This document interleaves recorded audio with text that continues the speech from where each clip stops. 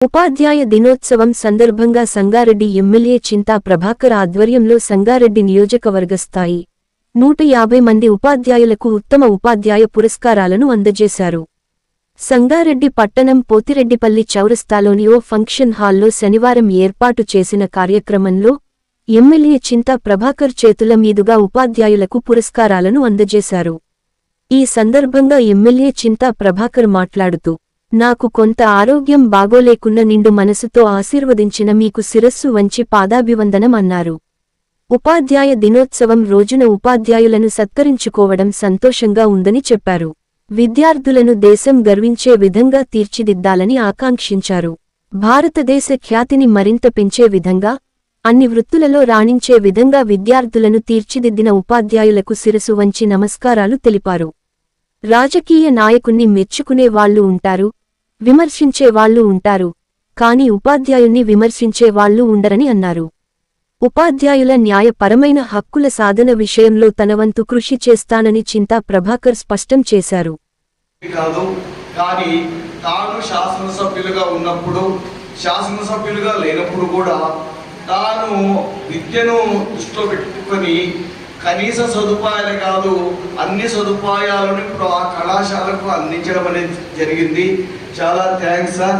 అదేవిధంగా ఈ సభాముఖంగా మిమ్మల్ని కోరేది, ఇప్పుడు నేను ప్రస్తుతం తారా కళాశాలలో చేస్తున్నా, సభాముఖంగా కోరేది ఏంటంటే సదాశివపేట డిగ్రీ కళాశాలలో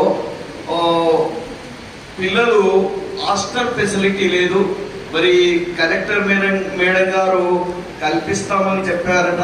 మీరు ఇంతకుముందు ఉపాధ్యాయులందరికీ కూడా శిరస్సు వంచి నమస్కారాలు తెలియజేస్తున్నా, వారికి వారి కుటుంబ సభ్యులందరికీ.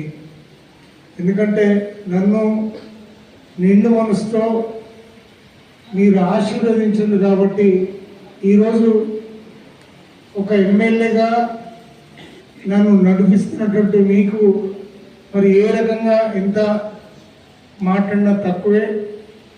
మరి ఆ విషయంలో మాత్రం ఆ రోజు నాకు కొంత ఆరోగ్యం బాగాలేకపోయినా మీరందరూ కూడా మనస్ఫూర్తి దీవించింది కాబట్టి ఈరోజు మీ ముందు నిలబడ్డా.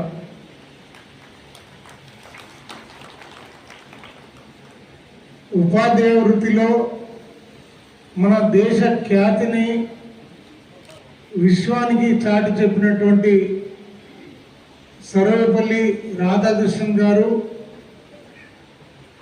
ఈరోజు వారి గురించి తెలియని ఉపాధ్యాయులు కానీ విద్యార్థులు కానీ ఎవరు ఉండరు.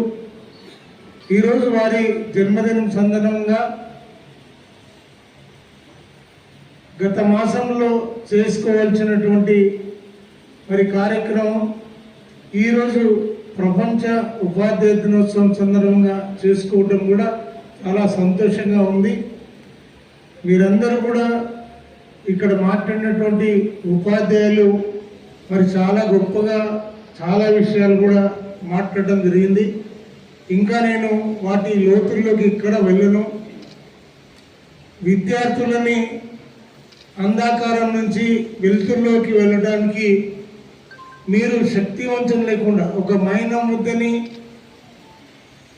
మూసాలో ఏ ఆకారం మనకు కావాలని